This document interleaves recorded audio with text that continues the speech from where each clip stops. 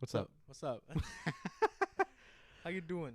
I'm doing, in the words of Kendrick Lamar, we gonna be all right.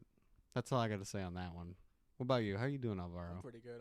I'm sleepy though. Good. You're sleepy. Little sleepy, a little tired. I was gonna get coffee, but I was already running late, so I'm like, I'm not doing that. That's good. That's good to hear for sure, though. You ready? You ready to do a new episode of Scratch That? Let's talk about this. For sure, let's do it. All right. Welcome everybody. Welcome to Scratch That. Let's talk about this. We are talking about the great album PTSD Deluxe. Yes, by G Herbo. This is a 2020 album. It is considered one of his most personal albums to date. It's electrifying. It's even energetic at times. Very opening, very well done. Just a very good album. Mm-hmm. And is this your first experience with G Herbo? Yeah, this is the first time I've ever listened to a G Herbo song or album in general. Yeah. So like going through this is a lot of fun going through it, just because this is just a whole new artist, and like I obviously do listen to hip hop and rap, but this is more of like a genre that I just don't, really dive into as much. So it was fun to listen to this for sure. Okay, for sure. Because like it's very interesting because this was already a released album. Not in this state. I don't believe this version of it came out in 2020. This one came out later technically, so I will offer that correction. But it is nice that he had more to say on this version for sure, and stacked on a completely extra album for sure. So Yeah, I get. Oh, go ahead. No, you can go ahead. Because I was going through it on Spotify, like, what's the difference between PTSD Deluxe? Because usually artists, they like slap a couple songs like near the end or like at the beginning. No, I could tell like he added more songs throughout, and it was really interesting. I didn't listen to the original PTSD. I feel like I should go back and listen to both, just to see. Oh, okay. So now what's very interesting about that is when you say that is PTSD the original actually starts as the part 2. The part 1 is the deluxe. Just so we can clear that up. That's actually pretty cool. Okay. Just so we can clear that up because the songs on that one were the original album. The deluxe is you literally get for the deluxe a full ass other album, legit like a whole other album. I don't think we discussed this, but I'm glad we're talking about it now, so we can clear that up. Sure. But shall we start with Friends and Foes? Yeah, it's a fun little intro. It's a nice little intro to kind of like get us in the groove of all this. And it's so slow. It's a slower track, obviously, but it's pretty much him talking about all the gangster things he got involved with before he started making music and all the shit he had to deal with. All the friends and foes he made along the way before getting in the rap scene. I think that's very much true. It's also him talking about all the highs and lows and how those low moments motivated him to get to where he is today, and not just like he like makes it clear he doesn't just give a shit about the fame. He cared about getting out of the environment that he was in, because he could tell over time he was like, dude, this shit is not fucking like it's not good. I can't like stay here anymore. No. So that motivated him to want to get the hell out. But also he's not ashamed of what he had to do.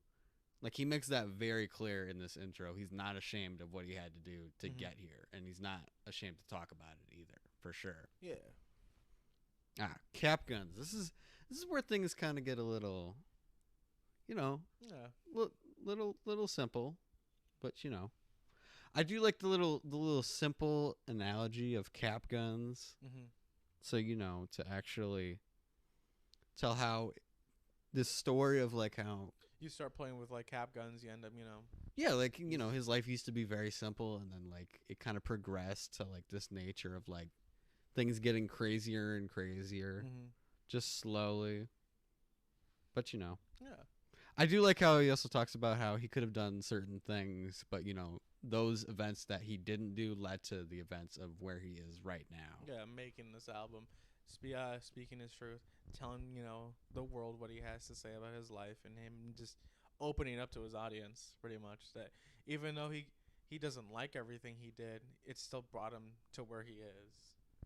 Yeah, I like that for sure. Spam to lamb. Go ahead. No, you go. Yeah, so I think that what's very interesting about this one is he's talking a lot about how obviously he lived a lifestyle where like he grew up not rich, obviously. Mm-hmm. And like that led him to like get inspired to like now reflect like, holy shit, I definitely made it and I'm rich now. And like, it's a brag rap song. This song's very much a rags to riches kind of deal. And like this whole album in a sense kind of is, but like it's him talking about the progression, all the things he had to suffer through, all the pain he's had to deal with on top of that success coming to him. Correct. Yeah. I agree with that for sure. Real One featuring Lil Durk. Lil Durk. I mean, it's a fairly simple one. Mm-hmm. It's one of the more laid back tracks. It's definitely them just kind of going back and forth, telling like, their stories and their like truths back and forth. I think it kind of like breaks it up a little bit. There is like a little bit, just like, a little bit of like that mental health speaking and throughout, sneaking in there a little bit throughout the tracks. Bless you, by the way. Thank you. And I think it's nice that we get this like track that's kind of like just a little like, laid back. Yeah. And then In a Minute. Woo, this is a good one. I really like this one because it's a very hype track and you really like get an idea of,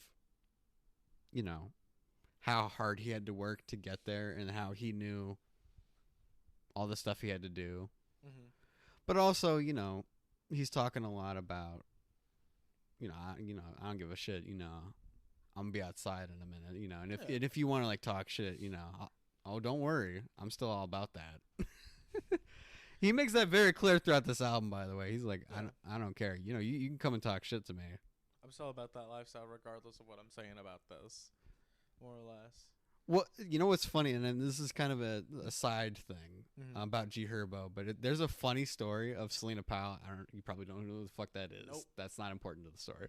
So she's this like chick who like fucking is famous for like, how do I say this? There's really no nice way to say it. She's famous as a clout chaser and like mentions a lot of like famous musicians. Oh. And it's very clear when you watch her talk.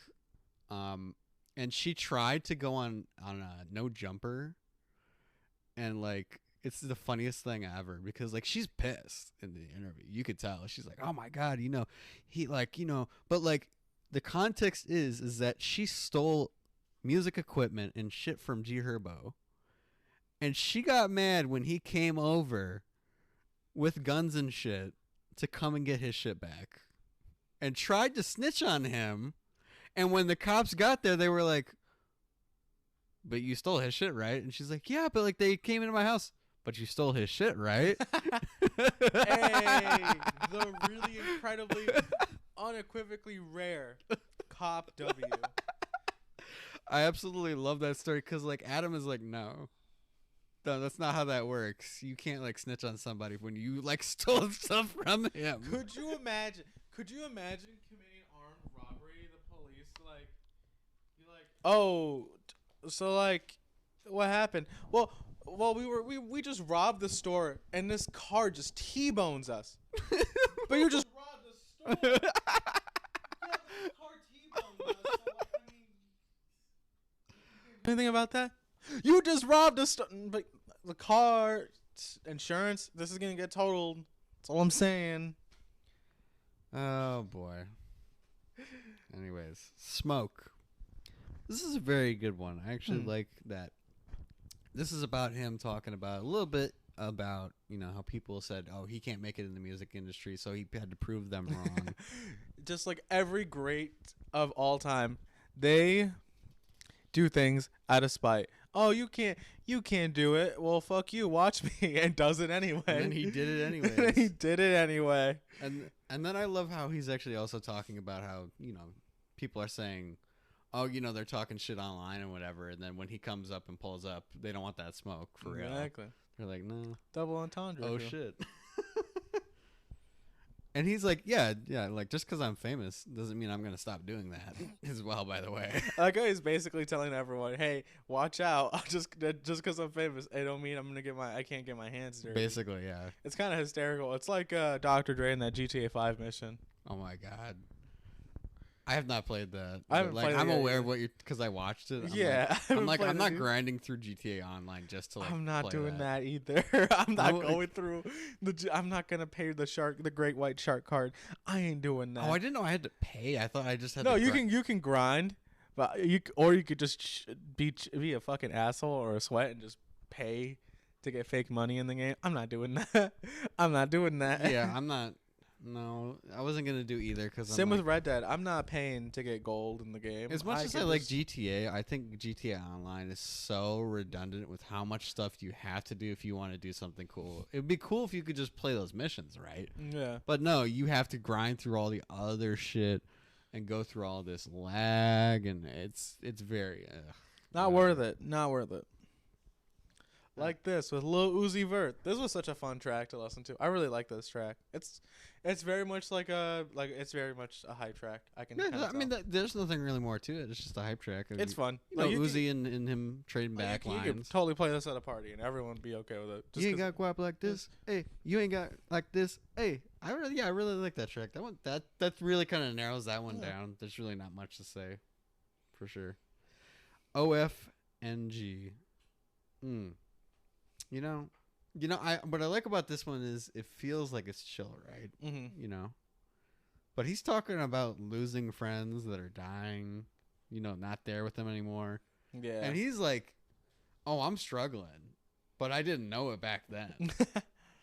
Like I was like going through shit, and I did not fucking know it back then." And this is where we kind of get that dive into like him opening up slowly, Mhm. like it's progressing. Like he knew there was a problem, but he didn't know what the fuck He was- therapy was. yeah. He didn't know what the fuck that shit was. But yeah, Pretty much. high school. High school. Very, very, very sweet track, actually. If you think about it, Because actually. he's just the same. It breaks down saying, "Yeah, this is all the stuff I've done, but like, please go and stay in school because you need an education. And just because I dropped out and made it doesn't mean you can."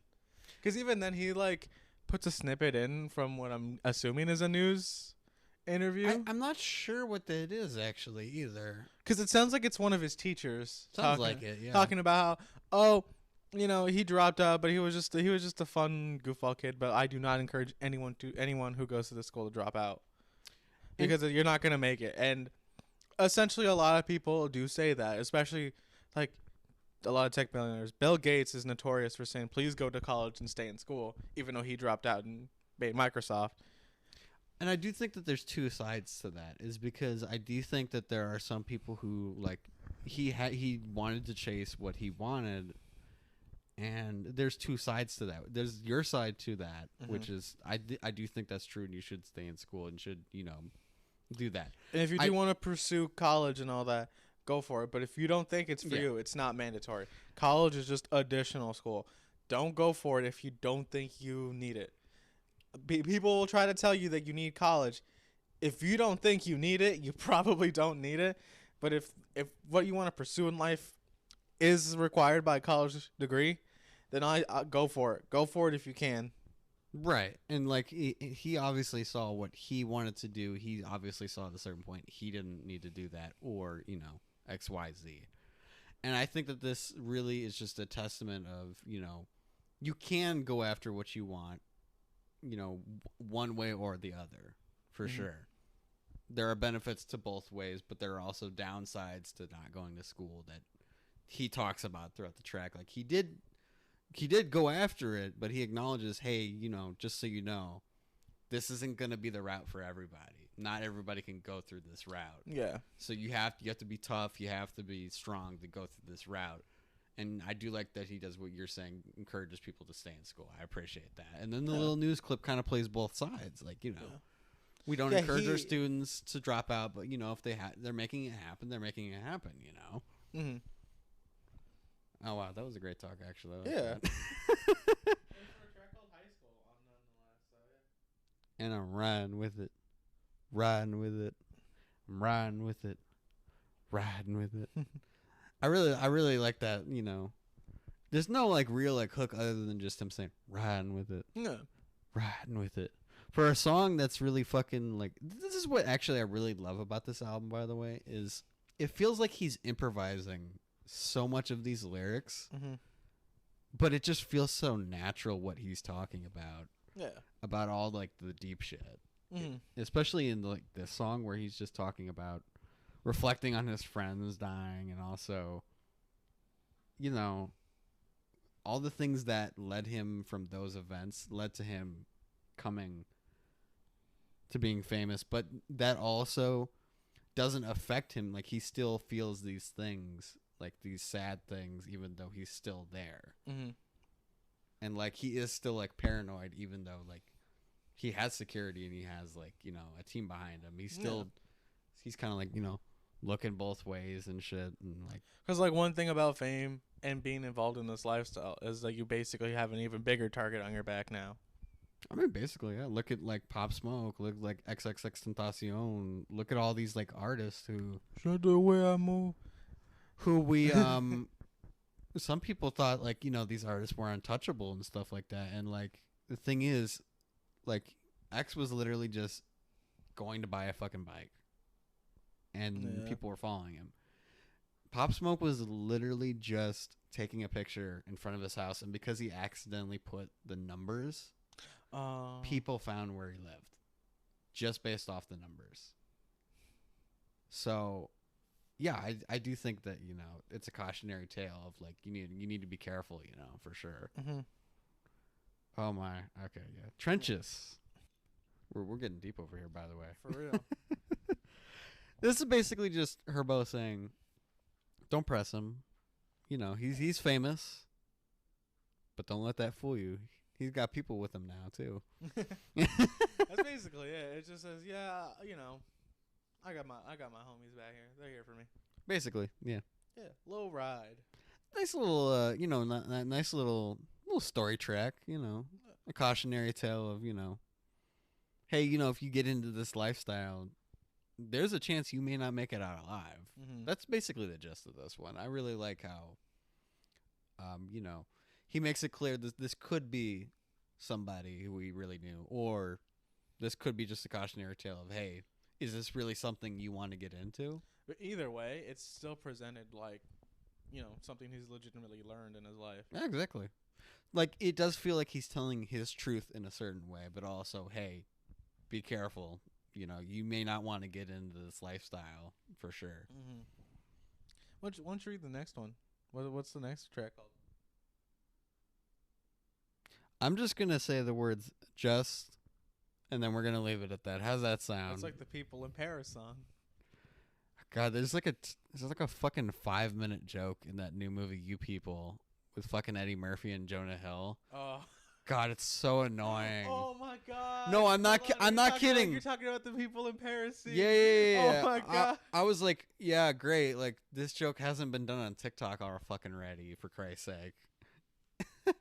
And like, it's really embarrassing to watch Eddie Murphy and Jonah Hill, two really great comedians, do this like elongated joke for like 5 minutes, and I'm like, oh my god, Jesus Christ. Anyways, let's get to the actual song. Yeah.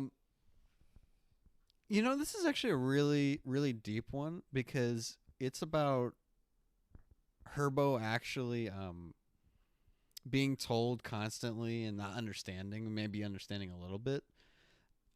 People telling him that, you know, because of the color of your skin, that you're XYZ and you're this and that. Yeah, your expectations aren't always, you know, favored by everyone around you just because of how you look and all that shit. And, you know, a lot of people told him because you're this and that, you're not going to make it in the music industry. So he, like, you know, proved them all wrong. Mm-hmm. And basically, you know, at the end of the day, you can still call me that. But, like, you know, I still made it. Mm-hmm. I still made it, you know. 4 a.m. to 8 a.m. Oh, my God. This is a really good outro, by the way. Because not only is he talking about all the struggles that led him to this, and even mental and physical struggles, mm-hmm. but like he's also like, you know, if like, you know, you think you can't make it out, like he's saying, yeah, you can. Like, just don't, like, you know, keep going. Basically, mm-hmm. It's a very inspirational outro for a deluxe. I was like, holy shit. And now we're in the second half, which is the original. So intro. Yes, correct. Intro. I think it's just like a nice little hype intro. Yeah. You know, saying hard work pays off. You know, you can make it too. Mm-hmm. I think that kind of works considering the outro from the last album into the intro of this album. I think that kind of actually genuinely works. Yeah. Very well, actually. Glass in the face with a boogie. I think it's pronounced a boogie with a hoodie. Yeah, a boogie. Or with a the- boogie with the hoodie. I don't know how you say it. I'm just going to say it both ways. But It's funny. I saw this TikToker who went to a Louis Vuitton event, okay. and he wasn't on the list, and so he got a quick peek at the list, and he randomly picked out a boogie with the hoodie, and they let him in without question. He was just a regular dude. I'll send you the TikTok if I can find it, but they just let him in, and I feel bad because could you imagine a boogie showing up later? Like A wait, boogie's like, what the fuck? I'm on the list. Huh? How come you're not letting me in? He like You're pulls up a already in. Facebook picture. It's fucking me though. I have a song with fucking 6ix9ine. What the fuck? You're just like, see that? That's me. That one's me. That's also me. Does anybody actually know A Boogie? I'm like, he's kind of one of the more forgettable artists. But like, he's not bad on this song. I think he's fun. I've never seen a boogie in my life. I've never seen a photo of I him. don't know, but like, I won't lie. He was catchy on this song. I It was did pretty like good. his It was lyrics. pretty good. But yeah, this is just Herbo just going on, saying he's still about that life. Also, Boogie as well, talking about that as well. Yeah. And how both of them are saying basically, hey, you can push me all you want, but I wouldn't do that. Yeah. Don't do that. And Herbo gets a little bit, he's like sneaking that mental health in there, Yeah. sneaking that little talk there, and how he opens up about, damn, I could have died. For real. And that kind of transitions perfectly into the next song, Gangsters Cry with BJ the Chicago Kid. Oh my god. Because it's him essentially telling the audience it's okay for people, gangsters who are one of the more tougher, more jaded, have seen a bunch of shit, have seen their friends die in the streets, have had to kill people, just to say it's okay for them to cry, to let it all out, because what they're dealing with is so traumatic and heartbreaking. And it's like sometimes they choose that lifestyle, sometimes they don't choose that lifestyle. They're just involved, and so they got to deal with like all that pain essentially. And it's okay. Yeah, and I think that it's really nice that he reflects that he knew he was struggling in some way, and he didn't know that he didn't know he could like cry about all that. He thought he had to like be this tough guy demeanor, and after a time, his friends and shit, and like him just figuring it out, he was like, oh shit, like I'm going through some real shit. I could have died. People died in front of me. What the fuck, man? And yeah, I do like the hook from BJ the Chicago Kid where like, he's saying it's okay to cry, and I'm like, I really like that actually. It's very somber, but sweet, and like, it's very honest, especially as like a male figure in hip hop to hear. It's very refreshing to hear somebody actually talk about like that nature of like, hey, it's okay to do this, In this, I'm gonna say, let's say in this bish. Let's just say that. Yeah. It's just a nice little, hype track, talking a little bit about his past, Yeah. Really, really good brag rap track. Yeah. Death Row. I'm in death row. I never met Snoop. I never met Pac. I'm getting the hook a little bit wrong there, but just also another little, kind of a little sneaky one here because it is kind of a nice little brag rap track and it's fun, Yeah. but also, hey, I could have died. Yeah. A lot of this is him reflecting on the times he's almost died, and it's pretty fresh every time. Like you always think, when artists talk about the same thing over and over again, because like Pusha T, he's talked about selling cocaine for 3 albums now, and it's still not boring. It is still not boring. I think that's what's interesting about this album is he does repeat himself a lot, but it's to reflect on things in a different way. Mm-hmm. Because he's basically just having a long therapy session on this album. He's basically like, damn, I could have died. I did all this shit, and like I don't even know how the fuck I'm here in the first place. Exactly. Party in Heaven featuring Lil Durk. Now, like back? on the surf. Oh yeah, it's Lil Durk, isn't it? Yeah, Lil Yeah. Durk is back. Yeah, he's back. On there. Party in Heaven featuring Lil Durk. It's a nice little, gangsta, we having a gangsta party gang. Like I like how it kind of catches you off guard, and you think, oh, it's just like, hey, we're gonna, just kind of like celebrate our lost ones, right? Mhm. Oh no, it's also like, oh, eventually we'll see them again. I'm like, what? You're gonna, well, what? Like they can't wait to see their friends, who are gone and shit. Like they're basically just reflecting on all their like stories and how, oh my god, we could have been with our friends with all the Yeah. shit we did. And it's like, yeah, we'll see them again because like a lot of people, and I love that they're accepting of the fact that they are gonna die at some point. Right, 'Cause I you do like that. don't hear Yeah, that talk about in a lot of songs and all that. People aren't willing to accept their deaths because of the fact they're either gonna die or be killed someday. Because I think what a lot of artists think is they're basically untouchable until they get old. hmm. And I Yeah. think some of the earlier tracks reflecting that, like, oh, you think you're untouchable, but you can die. It's a possibility. And but I also do like that there's like a slight message of, hey, like we don't know how much time we have, so like let's try and live in the moment as much as we can. I do like how both Dirk and Herbo have that sentiment in the track, For sure, for sure. And this is the most popular song off of the album, actually. Yeah, PTSD. I think it's his it's his second stream song. PTSD featuring Chance the Rapper, Juice WRLD, and Lil Uzi Vert. And this is really, really like depressing because it's everyone sitting down and talking about the fact that they witnessed people die in front of them. Mm-hmm. Like I think Chance the Rapper talking about how he saw one of his friends die, and then another one of his friends just stole something out of his pocket.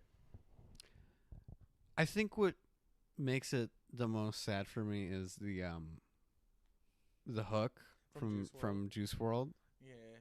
because it sounds like he was very much still here when he made it. I just need a minute No, you're because good. and I just vividly remember hearing that part when I was on the plane back going from LA to here, and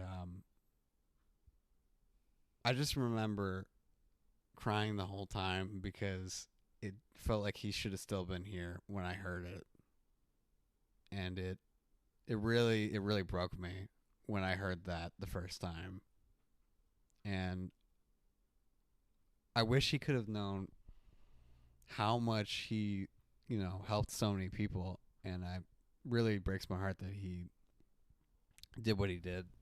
You know, I need him. No, you're good. You're good, man. Yeah, this is it is a really good song, and I think it is one of those songs that like it'll give you goosebumps, because not just for that, because it's so well written, and everybody's opening up. Uzi's even opening up about trauma. Herbo is opening up with that beginning, fantastic. Those verses, like all the intricacies, and Even Chance the Rapper, someone who I wouldn't perceive as someone who's witnessed someone be killed in front of him. I know he mentions like some stuff on Coloring Book about just the Chicago lifestyle growing up in Chicago. Obviously, he's seen crime, but like I don't think this is the first time I remember him talking about how. Well, actually, it's so funny that you mentioned that, because in the song "Highs and Lows" with Joey Badass, he does talk a little bit about how he's had highs and lows in his life, and does include that a little bit. He doesn't like directly say it, but that's implied. I think I think we forget, with all the silliness of Chance the Rapper with the wife thing. And yes, we can roast Chance the Rapper for being a hypocrite when it comes to criticism. We can roast Chance the Rapper when it comes, how silly he sounds when he's talking about, loving his wife and shit. I think we often forget how Chance the Rapper did come from Chicago, and did come from an environment where people were telling him daily in high school that he wasn't going to make it. So I do think it's very nice that he opened up on this track about it. This is also pre the big day, by the way. So, Well, the last time he was ever good. You know, well, I mean, I'll defend Chance the Rapper a little bit. I think Highs and Lows He loves came his out last wife. year. He loves his wife. I'll defend Chance the Rapper only in that notion because that's actually one of my favorite songs of last year is Highs and Lows because that's actually a really good song about there's highs and lows to life, but you gotta like get up and like accept that there are gonna be bad things that happen, but it's good that you're alive and like you have the ability to like have highs and lows and still keep going. Oh boy, we're getting deep over here. Let's go on to By Any Means featuring 21 Savage, a track it's just a nice little hype track, but I really think it's a nice palate cleanser actually, if you will, if I do say myself. Yeah. Considering it's like, featuring 21 Savage, but it's basically just them sharing their stories. Yeah. But in a nature where they're like, they're doing fast flows back and forth, and I really like that. That's actually cool. Gang banging. That's a good one. I like this one. Yeah. He's just telling his story, his full truth. Yeah. For sure. Lawyer Fees. featuring Polo G. Oh, lawyer fees. My bad. Lawyer fees. Yeah. All those lawyer fees. That hook, I don't know. There's something about when like Polo G kind of pulls out those vocal cords. And he's not like full on singing, but like he's kind of doing that melodic thing. Yeah. I really like that, It's a nice little track about all the things that inspired them to like make change. Yeah. But also how like, they're both reflecting in their own way. Even if even if Polo G only is doing it in the hook, you still get an idea of Polo G's life in a short span of time about how certain things in his life led him to get to this point, and Herbo as well, for sure. Feelings. Well, wow. This is where things get a little complex for me. So, Herbo is talking about how he's had all these confusing feelings going in his head, even like opening up about how he has a child that he loves and he wants to be a father with this person, but this person is claiming that he's not a good enough parent and shit, and he's feeling confused because he's like, he still has love for them, at least he thinks he does. Yeah. And he's feeling confused by this person's actions of not wanting him to be a father, to this child. Yeah. And I think that's very brave of him to open up about that. All right, we're getting towards the tail end, folks. Yeah. We're getting towards the tail end. Are we good on time? Are we good, sir? It's 1:19. 11:19. Okay. So high speed. I was like, I don't know how long we've been talking. I'm like, are we good on time? Yeah, high speed. High speed. Yeah, Herbo is I like, what I like about this track a lot is he uses the analogy of a high speed chase to talk about a fast paced lifestyle of what he had to do and talking about the highs and lows of that lifestyle while using the analogy of an actual car chase. Yeah.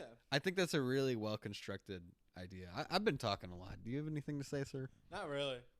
Just pretty much anything you say, you kind of. I pretty much say that. At this point, it's like, oh shit. Shoulda.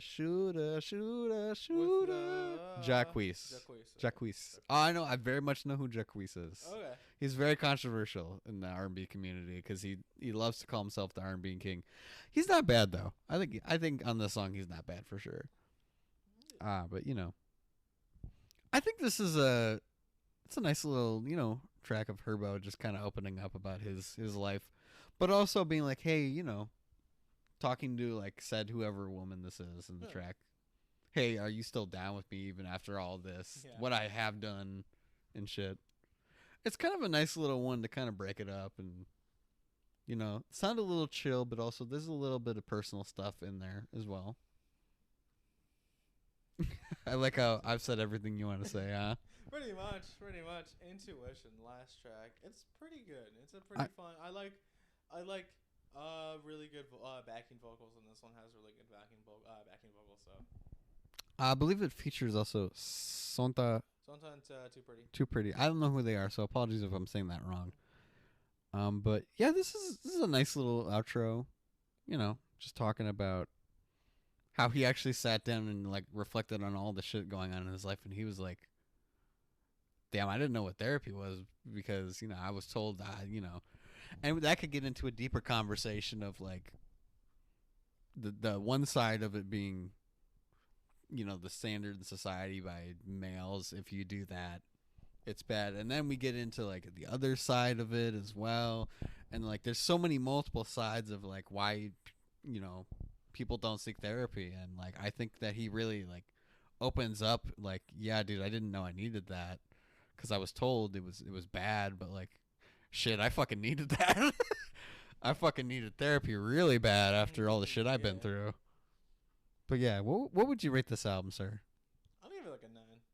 9 out of 10. I give it a 9.5 out of 10. I own it on the exclusive sign. I prefer the second half more than the first half, obviously, because just. Yeah, I do think that the actual bass album is a little bit stronger, for sure. I do think that there's still a lot of really good songs on both as well.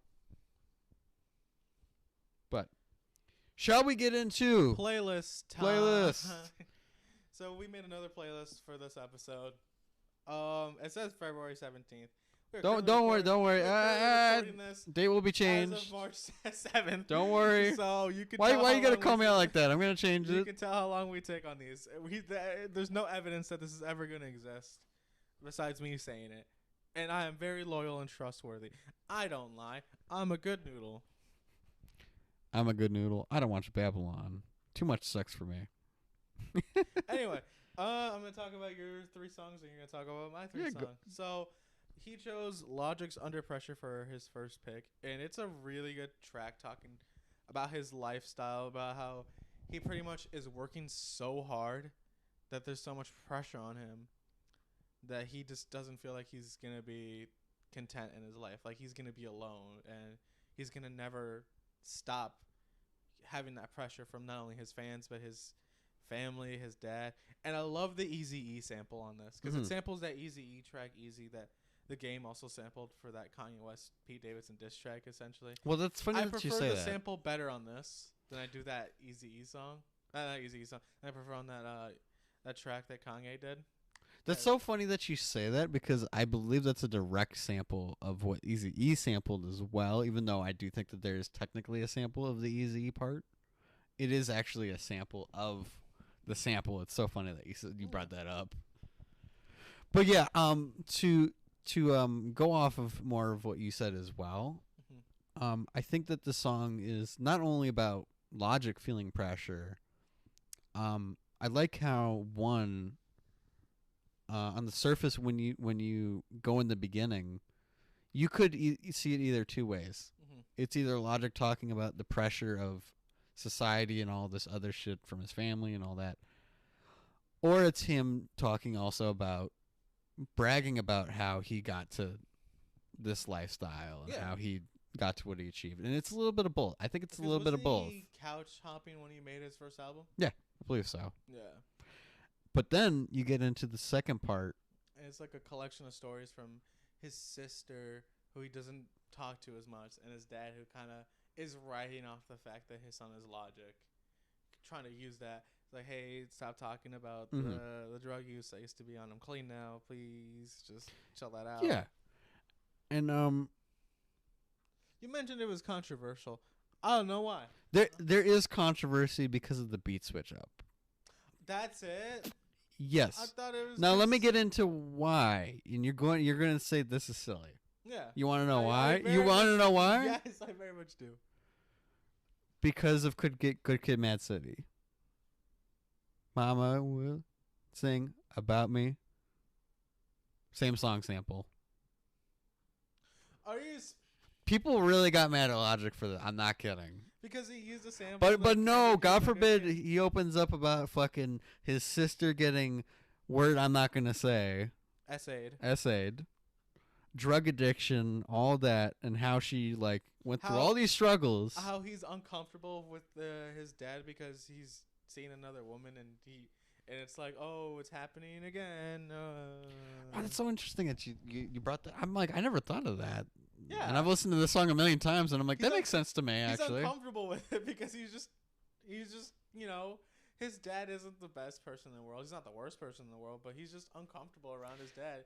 And he really wants to break the ice by having to meet, a new woman in his life. Well, and he's obviously going to be a little like awkward and uncomfortable around that. But I do think that it's very sweet the part with the dad, because he's like, I love you and I care about you and I want like to be part of your life, and I do like that he politely has to like bring up, hey, don't bring that up because like I'm clean now. I'm clean now. But I do think that like he acknowledges that it's like it is awkward to like meet somebody new. Yeah. But he's like, I want you to meet them because like you're my son and I love you and I care about you and I'm proud of you. In the voicemail. Yeah. And I like how it even leads into an actual voicemail with the brother. I'm assuming that's who it is. Apologies if it's not. And then it leads into Logic actually responding to everybody. Yeah, everyone. It's him. It's essentially him talking to himself, but he's like switching up from being his sister to being his dad to responding to his brother's voicemail. It's pretty unique. It's pretty fun, and it's a long track, but it doesn't feel long. Oh, it doesn't. I love it when tracks do that. Frank Ocean's Pyramids, almost every single 2-track song that Tyler's ever done, and like a bunch of others that are 10 minutes long. I love it when they don't feel like they're 10 minutes long, but they are. They're just that good that it, No, it tricks your brain into thinking. It is that good because, and I think this is what makes me so mad about the controversy at the time. Now when I think about it, is people wanted to complain about him sampling. First of all, people have sampled that song as well. I don't want to hear this fucking shit about the sample. Here's the thing: if I were to sample Janet Jackson's song that was also used in Good Kid, Mad City, people would also probably come after me. Why? Because gatekeeping. I hate motherfuckers who gatekeep. That's basically what I didn't understand what the hell that was at the time. But now that I've educated myself, it's gatekeeping for sure. But what I think is so beautiful about this song, and what makes me almost come to tears every time, is it comes from such an honest place, and it took a lot of effort on his part to admit a lot of the stuff on his end. Mm-hmm. But also, it was very nice that he took the effort and the time to clearly call those people back and like be like, hey, and felt so inspired to be like, can I write this like song about it? And it's like so clear that like it affected him a lot, and that he wanted to reach out to these family members. And I think that it's really good that like, the song really, the whole message is you should reach out to people who are trying to reach out to you, even if sometimes it makes you uncomfortable because you never know when the end is. Even though like he does mention the mother part, I think it's very interesting. Because like I do think that there's a part of him that wants to have a relationship with his mom, but she's closed him off for whatever reason. We don't learn what that is, but I do think that people can relate to that. Is like there are no doors to open that because of whatever has been said. Yeah. Wow. 3005 by Childish Gambino. So I love this track. This is one of my favorite tracks off one of my favorite albums. It's also turning 10 this year in December, so that's pretty crazy too. That's nice. Yeah. We definitely need to talk about it, though, for a 10-year anniversary as well. I think that'd be good. Because I've always wanted to go through it with the screenplay. Because there's a screenplay that accompanies this album. Not a lot of people know that. And I think it'd be cool to go through with it at some point. The screenplay and then the album. Because I've listened to the album enough to where I pretty much know almost every track. Yeah, this is a beautiful track. When it initially came out, a lot of people thought it was just another love track. But then Childish Gambino later on said it can be about whatever. He's specifically talking about like a higher being, maybe like God or something. But you can essentially put this track towards whatever you want to feel like you can put it towards. If it's about someone, it's about something, it doesn't matter. And I love the message that 3005, it sounds so endless. It sounds like you're never going to reach there. I agree with that. That's nice. Like, right by your side till 3005. 3005 sounds like it's a time that you'll never reach. Mm-hmm. That seems so impossibly far away. So that's why he chose it. And it's such a beautiful little kind of, you know, metaphor for it. And it And kind of is hilarious that if you were to add 3 and 5 together, you get 8. Flip that on the side, that's infinity. that's nice. I'm probably reaching, but I love this track. I really adore this track. I haven't listened to it with the screenplay. I keep interrupting you by accident. No, you're good. You have the floor, my man. I have something interesting to say because you said that people can interpret it any way that they want. And I kind of came to this realization when I re-listened to it recently. Because on the surface, it could be interpreted as a love song, and it is. But it's very clear when I listen to the lyrics again, even recently, especially after what Childish Gambino has opened up about with his mental health. He's straight up like, no, I'm struggling. And like, he's telling this person, like, I am not okay. I am not feeling good. I am having a lot of struggles with my mental health. And he's like making it clear, would you still love me and care about me if I have mental health struggles? And Yeah. I like how he has this happy melody correlating with him opening up a lot about throughout the whole song. If you pay attention to the lyrics, he's straight up like, oh, I have a lot of mental health struggles like going on. And I do like that he was talented enough to, and I don't know if this is like, because like this song was pretty decently popular actually. Yeah. And I think it flew over a lot of people's heads that he was struggling at the time. That's one of his top songs. He was really struggling during that era. It was very clear. I'm like, I think what's very interesting about this piece of art is like back then when I heard it, I didn't think anything about that. I was like, whatever, it's a fun song. Now I'm like, Oh shit. oh wow, fuck. Yeah. This is a really good track. One of my favorites of all time. So, Good. I have a lot I agree. to say I about agree. the song. I agree. And then I know you played this for me once. How could you leave us? It's more spoken word music, and that's a genre I never really got into. But this is pretty good. I feel like I wouldn't listen to this all the time. I wouldn't put this on a playlist. I would not recommend listening to this all the time, but we'll get into that here in a second. But it's really depressing. It's basically a story about how he, as a kid, witnessed his mother succumb to drug addiction and overdose right in front of him, and how that affected him so dramatically, not only as a kid, but growing up later on to be a musician, how he wants his mom around to witness the success, but she's not. She basically succumbed herself to an addiction that people around her told her to stop, and she told herself she would, but never did. And that's basically the gist of it. It's not really that deep. It's pretty on the nose, and it's pretty good for a spoken word track, because I don't listen to a lot of spoken word music. And this is just a lot of spoken word music I really like. I could definitely see how you're saying that. Yeah. I definitely understand that perspective on it. I initially thought that as well, that it was just going to be a lot of him yelling, but I do think that there's a lot of context. Because when you listen to the way that NF is clearly affected him since he was in his younger years, and he didn't fully understand at the time when he was young, but then he clearly slowly was like, like they would have people coming over to the house and like, she wasn't really fully taking care of them, and like, in his own way, he thought everything was fine at the time, and then as he slowly started growing up, he was like, wanting his mom to seek help, and it's clear, like, of course he's angry, of course he's gonna scream and yell. He's confused. He's like, this is the person that I raised me, looked up to, but was supposed to be here and protect me until I grew up. And how could someone like that do that if they couldn't help themselves? If they couldn't take care of themselves, how could they take care of me? And it's a lot of frustration, anger, guilt in some way, because I was a kid. I couldn't do anything, but I wish I could. And I think that he even feels like he tried to help when he was an adult, and like he's like, well, there's nothing I can do, and I don't know what to do. And I think it comes from a very honest place, just from the fact that you can literally hear him crying in the studio, and that's very brave of him to Leave that in. admit this.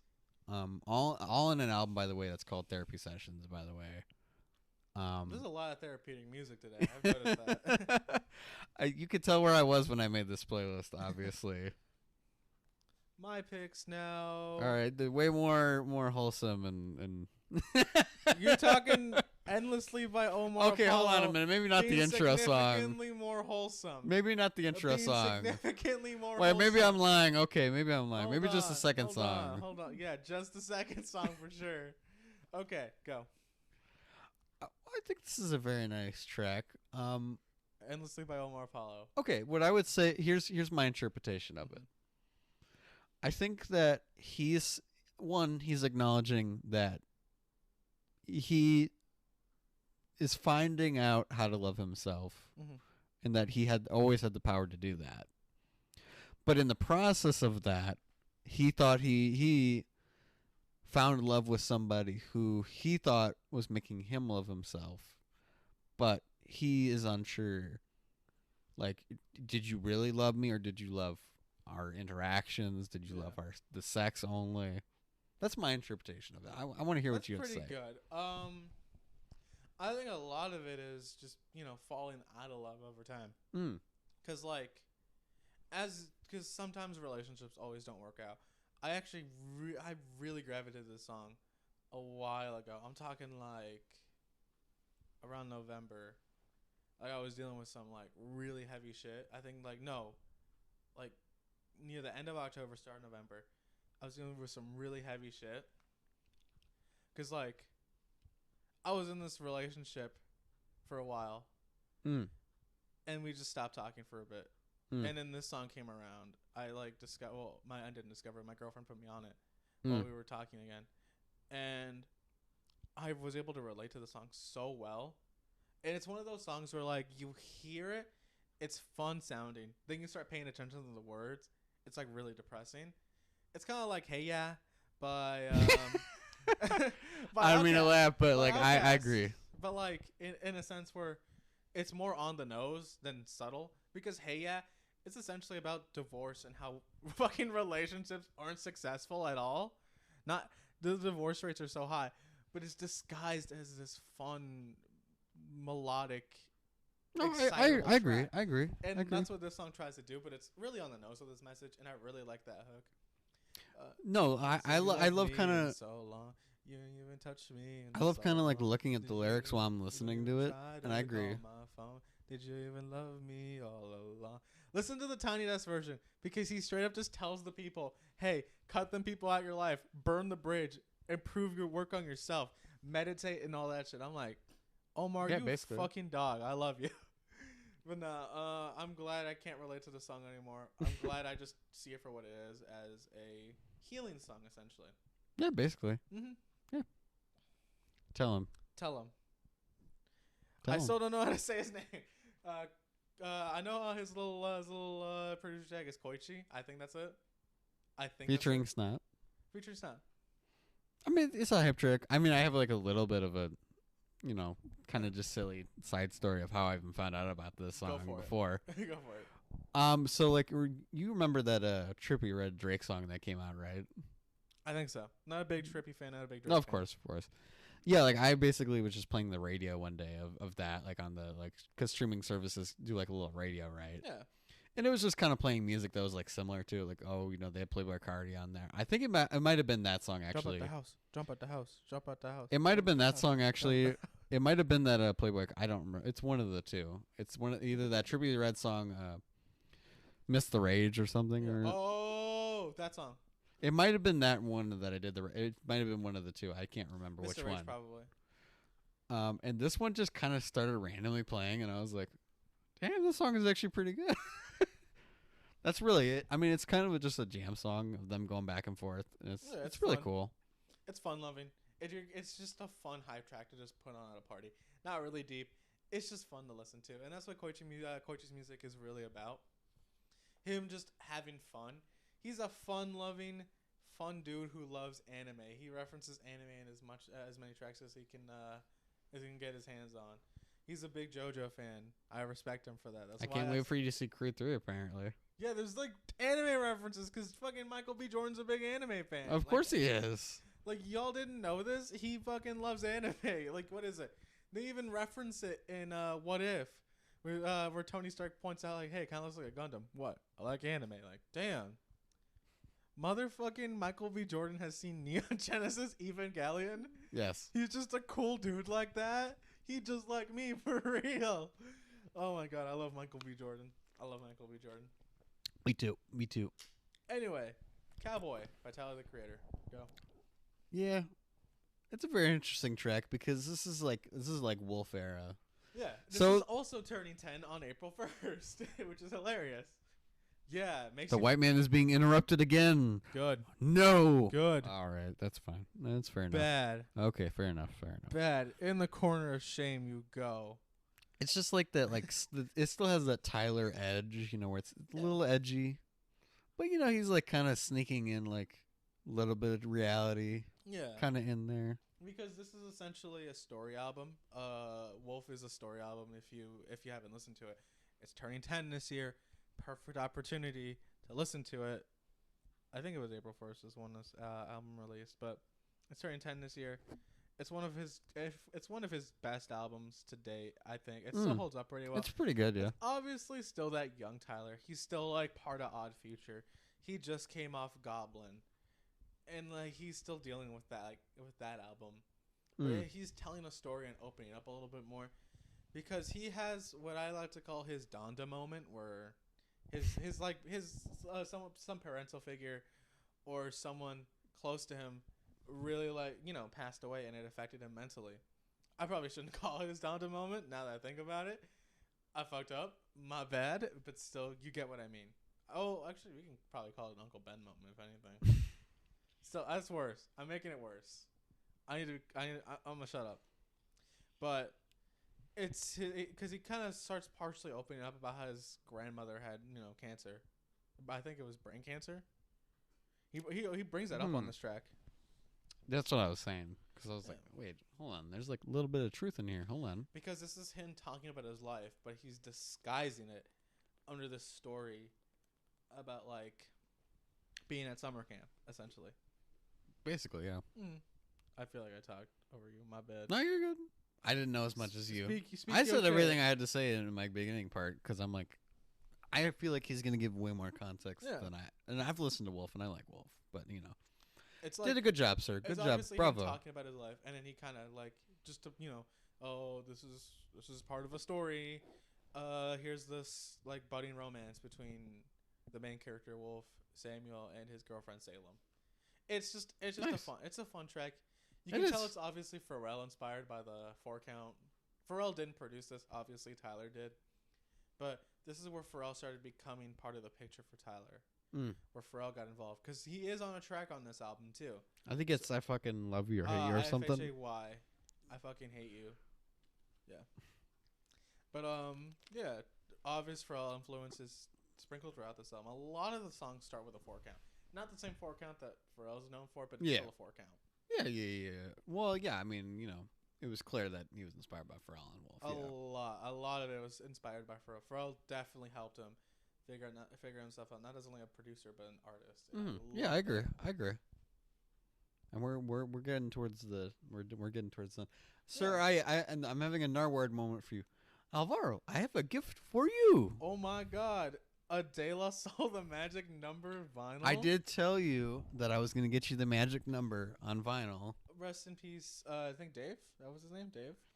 Yeah. No, that I meant to give that to you, but I was like, it'd be better if I gave it to him on the podcast, wouldn't it be? Yeah, a little bit. 3. That's a magic number. Rest in peace, Dave.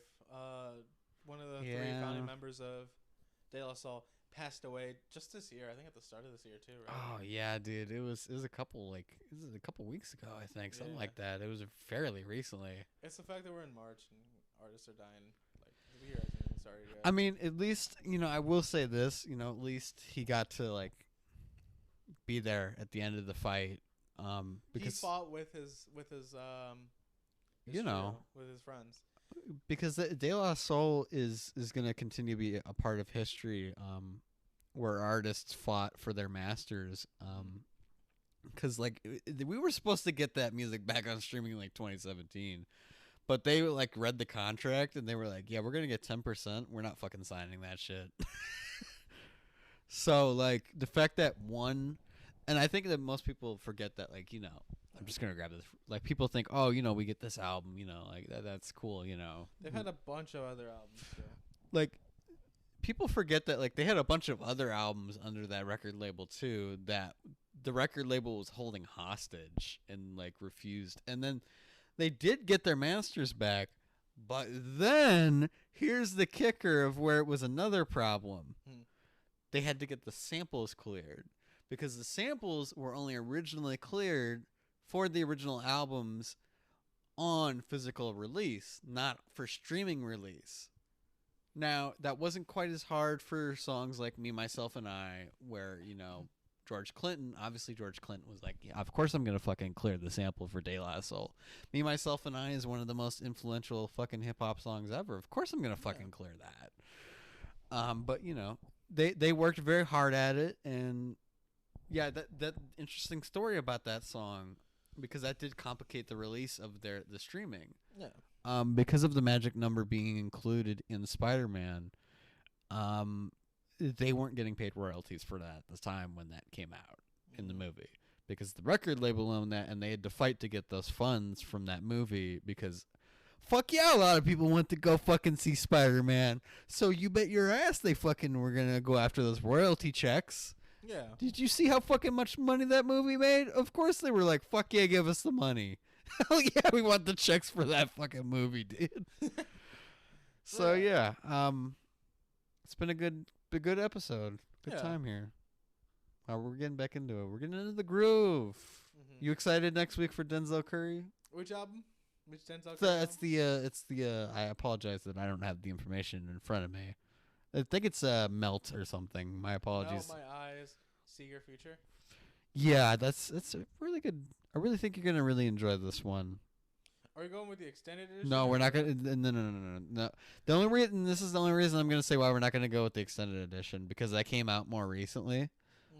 For one, and I do want to encourage people to listen to that extended edition on your own time, because it does add it is Denzel Curry doing most of the album with a jazz band, and that's really cool. I would say listen to that on your own time, not for the podcast if you decide to after you listen to the album. Okay. But yeah, that's why we're not going to do that, because it is good, but I'm like, no, we're not going to do that for the podcast. That would be kind of redundant. Like, we could.